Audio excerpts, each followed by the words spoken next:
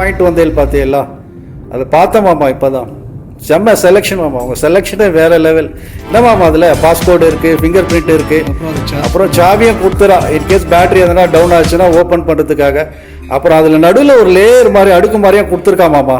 நிறைய திங்ஸ் வச்சுக்கலாம், ஜுவல் வச்சுக்கலாம், கேஷ் வச்சுக்கலாம், டாக்குமெண்ட் வச்சுக்கலாம், நம்மளோட ஆதார் கார்டு, ரேஷன் கார்டு, அந்த மாதிரி ஓட்டர் ஐடி, இந்த மாதிரிலாம் கூட வச்சுக்கலாம் மாமா. ஏன்னா நம்ம ஒரே இடத்துல வச்சுக்கிட்டு அடிக்கடி எங்கேயும் தேட தேவையில்லைல்ல.